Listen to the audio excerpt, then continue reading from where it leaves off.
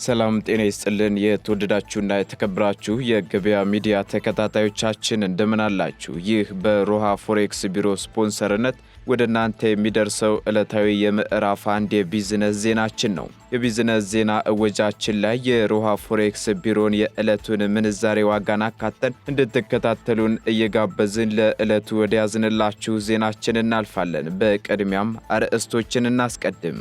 በአበባና ፍራፍሬ ልማት የተሰማራው ኩባንያ ከክልሉ ጠቅልሎ መውጣቱን አስታውቋል። ኩባንያው በምን ምክንያት ሊወጣ ቻለ? መውጣቱስ ሊያደርሰው የሚችለው ተጽዕኖ ምንድነው? የሚለውን በዝርዝር መረጃችን አካተን ይዘነዋል። በማይናማር ኬኬ በሚባለው አካባቢ በወንበዴዎች ታግተው ግርፋትና ረሃብን ጨምሮ የተለያዩ አሰቃቂ ግፎች ሲፈጸምባቸው ከነበሩ በሺዎች የሚቆጠሩ ኢትዮጵያውያን ስደተኞች መካከል 77 የሚሆኑት ከሳምንት በፊት ወደ ታይላንድ ከተሻገሩ በኋላ ዛሬና ትላንት ወደ ሀገራቸው መግባታቸው ተገልጿል። ወደ ታይላንድ ለመሻገር ድንበር ላይ ያሉ ከ450 የሚልቁና በሌላ ቦታ የከፋ ስቃይ የደረሰባቸው ያሉ ኢትዮጵያውያን ስደተኞችም በምን ሁኔታ ላይ ይገኛሉ? እጣ ፈንታቸውስ ምንድነው? የሚለውን መረጃ አካተን በዝርዝር ይዘንላችኋል የምትሰሙት ይሆናል። ማህበሩ ከአጠቃላይ ሰራተኞቹ ግማሽ ያህሉን የሥራ ውል ለማቋረጥ መገደዱን አስታውቋል። ሰራተኞችን ለማሰናበት ደረጃ ላይ የደረሰው ማህበር ማን ነው? ምንስ ገጥሞት ነው? የሚለውን በዝርዝር መረጃችን አካተነዋል። ወንዝና የወንዝ ዳርቻን የበከሉ ተቋማት 2.6 ሚሊዮን ብር መቀጣታቸው ተገልጿል። እርምጃው የተወሰደባቸውን ተቋማት አካተን ከአዲስ አበባ ከተማ አስተዳደር ደንብ ማስከበር የተሰጠውን ሙሉ መረጃ ይዘንላችኋል። እነዚህንና ሌሎች የቢዝነስ መረጃዎችን ወደ እናንተ እናደርሳለን። ትኩስና ታማኝ የቢዝነስ መረጃዎችን ለማግኘት ታዲያ የገበያ ሚዲያን እንድትወዳጁ በአክብሮት እየጋበዝን በዝርዝር ወደምንመለከታቸው መረጃዎች እናልፋለን።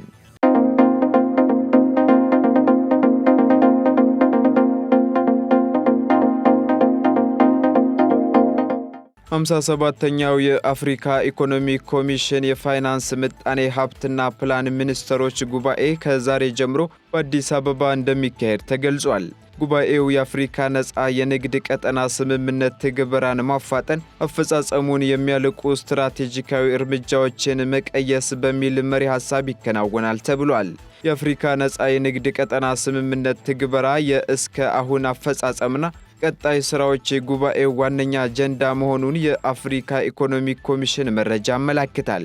ዲጂታላይዜሽን፣ የምግብ ዋስትናና የኢነርጂ ትራንስፎርሜሽን ደግሞ ሌሎች የጉባኤው የመወያያ ርዕስ ጉዳዮች መሆናቸውን ኢዜአ ዘግቧል። 58ኛው የአፍሪካ ኢኮኖሚክ ኮሚሽን የፋይናንስ ምጣኔ ሀብትና ፕላን ሚኒስትሮች ጉባኤ በባለሙያዎች ደረጃ ከዛሬ መጋቢት 3 ቀን እስከ መጋቢት 5 ቀን 2017 ዓ.ም ይካሄዳል የተባለው። ጉባኤው በሚኒስትሮች ደረጃ ደግሞ ከመጋቢት 8 ቀን እስከ መጋቢት 9 2017 ዓ.ም የሚካሄድ ሲሆን በጉባኤው መሪ ሐሳብ ላይ ከፍተኛ የፖሊሲ ምክክር መድረክ እንደሚደረግም ተገልጿል። 56ኛው የአፍሪካ ኢኮኖሚክ ኮሚሽን የፋይናንስ ምጣኔ ሀብትና ፕላን ሚኒስትሮች ጉባኤ እንደ አውሮፓውያኑ አቆጣጠር በ2024 በዚምባብዌ መካሄዱ የሚታወስ ነው።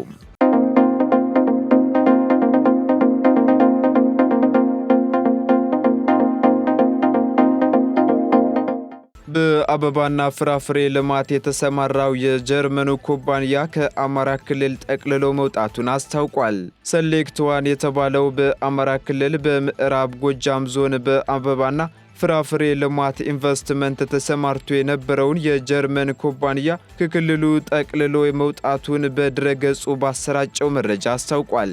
ሰሌክት ዋን የተባለው በአማራ ክልል በምዕራብ ጎጃም ዞን በአበባና ፍራፍሬ ልማት ኢንቨስትመንት ተሰማርቶ የነበረው የጀርመን ኩባንያ ከክልሉ ጠቅልሎ መውጣቱን በድረገጹ ባሰራጨው መረጃ አስታውቋል።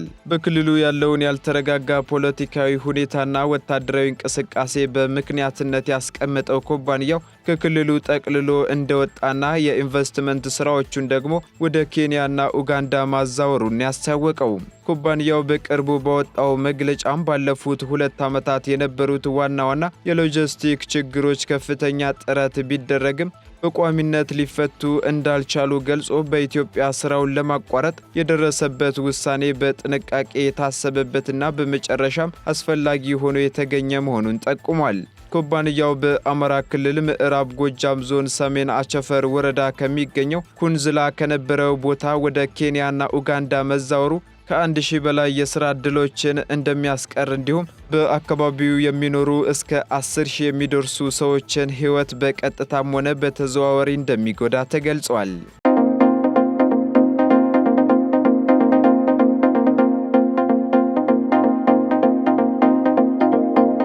ከአጠቃላይ ሰራተኞቹ የግማሽ ያህሉን የሥራ ውል ለማቋረጥ መገደዱን የኢትዮጵያ ቤተሰብ መምሪያ ማህበር አስታወቀም።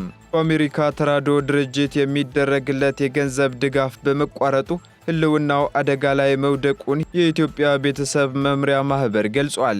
በዚህም ምክንያት ማህበሩ ከአጠቃላይ ሰራተኞቹ የግማሽ ያህሉን የሥራ ውል ለማቋረጥ መገደዱንና ፕሮጀክቶችንም ማጠፉን አስታውቋል።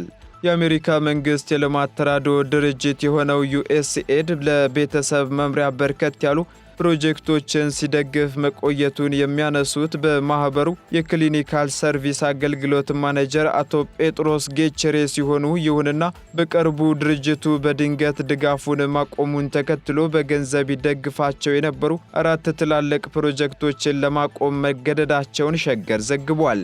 አቶ ጴጥሮስ አክለውም ድጋፉ በመቋረጡ ምክንያት የምንከፍለው በማጣታችን ከማህበሩ ሰራተኞች የግማሽ ያህሉን የሥራውን ለማቋረጥ ተገደናል ብለዋል። የፕሮጀክቶቹ መቋረጥ በብዙ ሺዎች ለሚቆጠሩ ወጣቶች ይሰጥ የነበረውን የስነ ተዋልዶ ትምህርትና ሕክምና እንዳንሰጥ አግዶናል የሚሉት ኃላፊው የተቋረጡትን ፕሮጀክቶች ለማስቀጠልም ማህበሩ ወደ ሌሎች ረጂ ተቋማት እያማተረ እንደሆነ አስረድተዋል። በዘላቂነት ከገባበት ችግር ለመውጣት ከመንግስት አካላት ከሌሎች ረጂ ድርጅቶች ጋር ማህበሩ እየሞከረ መሆኑንም ዘገባው ጠቅሷል። ላለፉት 59 ዓመታት በኢትዮጵያ የስነ ተዋልዶ ጤና አገልግሎቶችን እየሰጠ የሚገኘው ቤተሰብ መምሪያ ማህበር ባሉት 46 ክሊኒኮች 529 በሚደርሱ ከመንግስት ጤና ተቋማት ጋር በአጋርነት እንዲሁም ከ428 የግል የጤና ተቋማት ጋር እየሰራ መሆኑ ተገልጿል።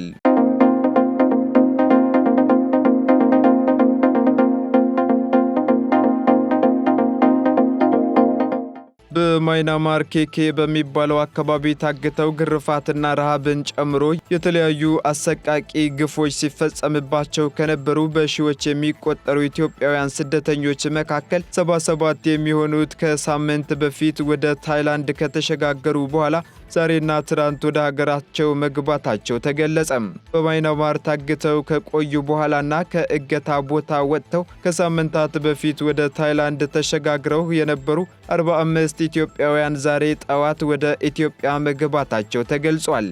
45 ዜጎች ወደ ኢትዮጵያ እየተጓዙ እንደነበርና ከነዚህም መካከል 8 ሴቶችና ቀሪዎቹ ደግሞ ወንዶች እንደሆኑ ትላንት ምሽት ተመላሾቹ በረራ ሲጀምሩ ለምንጮች ገልጸው እንደነበር ይታወሳል። በዚህም 45 ኢትዮጵያውያን ከጧቱ 1 ሰዓት ገደማ አዲስ አበባ ቦሌ ኤርፖርት መድረሳቸውን ቤተሰቦቻቸውና ተመላሾች ገልጸዋል። የስደት ተመላሾቹ በሰጡት አስተያየትም አብረዋቸው የነበሩ 570 ህንዳውያን ትናንት የሀገራቸው መንግስት ወታደራዊ አውሮፕላን ልኮላቸው ወደ ሀገራቸው መመለሳቸውን የጠቆሙ ሲሆን ቻይና በበኩሏ በቀን በሺዎች የሚቆጠሩ ዜጎቿን ከማስወጥ ቀጥታ በረራ እየመለሰች መሆኗን ጠቁመዋል።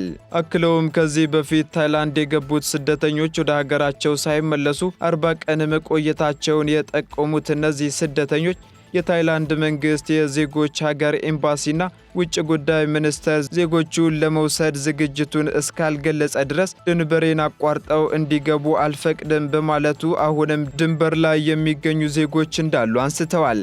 ከትላንት በስቲያ ማለትም መጋቢት 1 ቀን 2017 ዓ.ም ደግሞ በተመሳሳይ መልኩ 32 ኢትዮጵያውያን ወደ ሀገራቸው መመለሳቸው የሚታወስ ሲሆን የውጭ ጉዳይ ሚኒስቴርም 43 ኢትዮጵያውያን ደግሞ ወደ ኢትዮጵያ ይመለሳሉ ሲል በዕለቱ አስታውቆ እንደነበር ይታወሳል።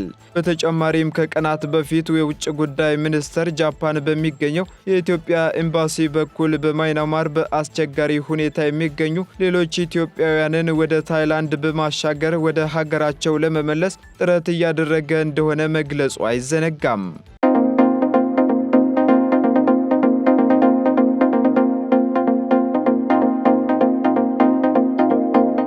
ወንዝንና የወንዝ ዳርቻን የበከሉ ተቋማት 2.6 ሚሊዮን ብር መቀጣታቸው ተገለጸ። የአዲስ አበባ ከተማ አስተዳደር ድንበር ማስከበር ባለስልጣን ከአካባቢ ጥበቃ ባለስልጣን ጋር በመተባበር ወንዝና የወንዝ ዳርቻን የበከሉ ተቋማትን 2.6 ሚሊዮን ብር መቅጣቱን አስታውቋል። ፍሳሽና በካይ ቆሻሻ ወደ ወንዝ የሚለቁ ድርጅቶችና ግለሰቦችን በደንብ ቁጥር 180/2017 መሰረት የገንዘብ ቅጣቶችን በመቅጣት አስተዳደራዊ እርምጃ መውሰዱ ተገልጿል። ባለስልጣኑ በልደታ ክፍለ ከተማ ወረዳ 9 የአዲስ አበባ ዩኒቨርሲቲ ጤና ሳይንስ ኮሌጅ ጥቁር አንበሳ ስፔሻላይዝድ ልዩ የካንሰር ሕክምና ተቋም 400 ሺህ ብር፣ በወረዳ 7 ኤክስትሪም ሆቴል 300 ሺህ ብር እና ሙሉ ወንጌል አማኞች አጥቢያ ቤተክርስቲያን 100 ሺህ ብር ቅጣት መቀጣታቸው ተገልጿል። በዚህም በንፋስ ስልክ ላፍቶ ክፍለ ከተማ ሙኒዝ ትሬዲንግ ኃላፊነቱ የተወሰነ የግል ድርጅትን ደግሞ አልሐኪም ቢዝነስ ድርጅትን 400 ሺህ ብርና ታየ ቦጋለ ድርጅትን እንዲሁ 100 ሺህ ብር ሲቀጡ፣ ወራዳ ክፍለ ከተማ ወረዳ 6 ፍቅር ፕላዛ ደግሞ 100 ሺህ ብር ተቀጥተዋል ተብሏል። በተጨማሪም በጉለሌ ክፍለ ከተማ ወረዳ 5 ድሬ ኢንዱስትሪ ኃላፊነቱ የተወሰነ የግል ማህበር 300 ሺህ ብር፣ በአዲስ ከተማ ክፍለ ከተማ ወረዳ 1 የነገ ሰው ጽዳት ድርጅትን ደግሞ 300 ሺህ ብርና በየካ ክፍለ ከተማ ወረዳ 12 ሰንሴት ሆምስ ድርጅትን እንዲሁ 300 ሺህ ብር ቅጣት ተላልፎባቸው ተቀጥተዋል ተብሏል። ባለስልጣኑ በወሰዳቸው እርምጃዎች በአጠቃላይ 2.6 ሚሊዮን ብር ቅጣት መቅጣቱን ከአዲስ አበባ ከተማ አስተዳደር ደንብ ማስከበር ባለስልጣን ኮሚኒኬሽን የተገኘው መረጃ ያመለክታል።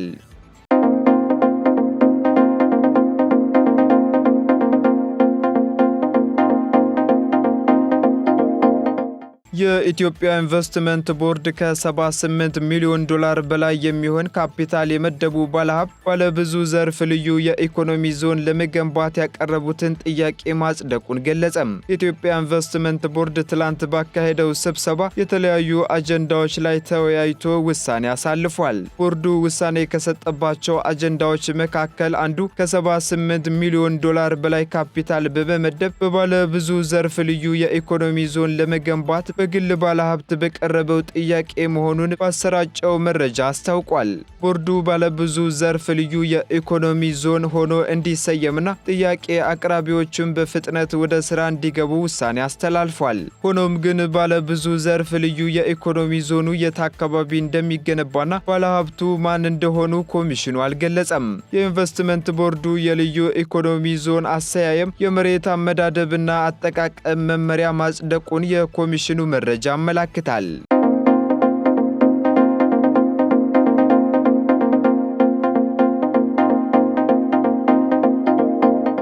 በጀርመን በተቀሰቀሰው የስራ ማቆም አድማ በርካታ የበረራ ጉዞዎች ተሰርዘዋል ተባለም። በመላው ጀርመን በተቀሰቀሰው የስራ ማቆም አድማ የሙኒክና ፍራንክፈርት ኤርፖርቶችን ጨምሮ በ13 የአየር መንገዶች በረራዎች መሰረዛቸው ተገልጿል። የሰራተኛ ማህበሩ አድማውን የጠራው ደሞዝን በተመለከተ በተፈጠረ አለመግባባት እንደሆነም ተሰምቷል። መላው የኤርፖርቶቹ ሰራተኞች አድማ በመምታታቸው በረራዎችን መሰረዝ ግድ እንደሆነ የተገለጸ ሲሆን የሰራተኛ ማህበሩ 2.5 ሚሊዮን ለሚጠጉ የመንግስት ሰራተኞች የጋራ የደሞዝ ስምምነት ላይ መድረስ ይፈልጋል ተብሏል። የሰራተኛ ማህበሩ 8 በመቶ የደሞዝ ጭማሬና ጭማሬ ጉርሻን በተመለከተ እንዲሁም 3 የእረፍት ቀናት መሰጠት አለባቸው በሚል የቀረበውን የሰራተኛ ማህበሩን እቅድ የፌዴራል መንግስቱ አዋጭ አይደለም በማለት ጥያቄውን ውድቅ እንዳደረገውም ተገልጿል። ከዚህ በፊትም ተደርጎ የነበረው ተመሳሳይ የደሞዝ ድርድር እንደከሸፈም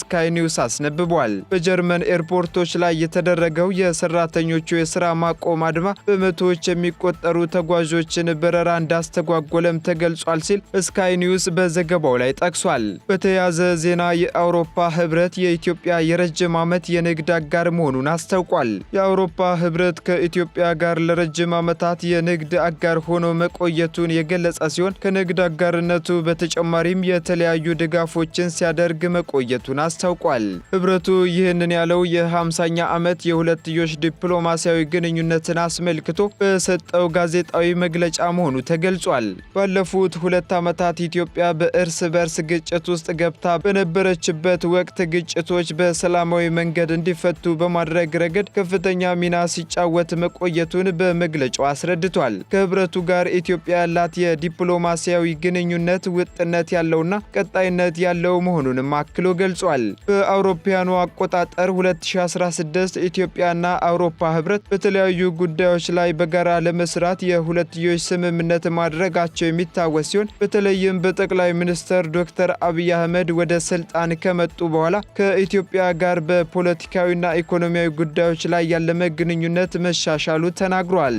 በቀጣይ ህብረቱ ከኢትዮጵያ ጋር ያለውን ዲፕሎማሲያዊ ግንኙነት ማጠናክሮ እንደሚቀጥል የገለጸ ሲሆን ከነዚህም መካከል በአረንጓዴ ልማት፣ በግብርና፣ በግሉ ሴክተር እድገትና መንግስት በሚቀርጻቸው አጀንዳዎች ላይም ስኬታማነት እንዲረጋገጥ ድጋፍ ማድረግ እንደሚፈልግ ፍንጭ ሰጥቷል። በተጨማሪም ህብረቱ በየዓመቱ በርካታ ኢትዮጵያውያን ተማሪዎችን የትምህርት ወይም የስኮላርሺፕ ዕድል እንዲያገኙ ማመቻቸቱንም አክሏል። ይህ ደግሞ ኢትዮጵያ ከህብረቱ ጋር ያላትን አጋርነት ለማጠናከር ያለመ መሆኑን የዘገበው አሃዱ ሬዲዮ ነው።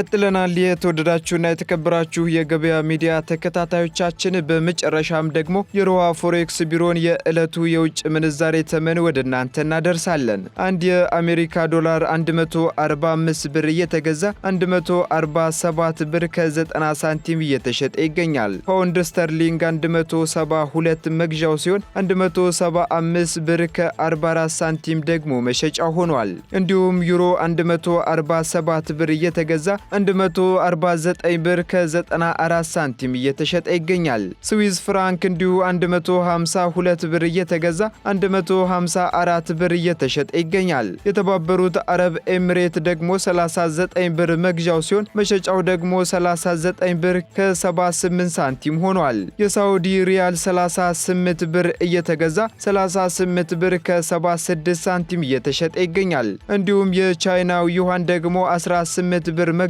ሲሆን መሸጫው ደግሞ 18 ብር ከ36 ሳንቲም መሆኑን የዕለቱ የውጭ ምንዛሬ ተመን መረጃ ያመለክታል።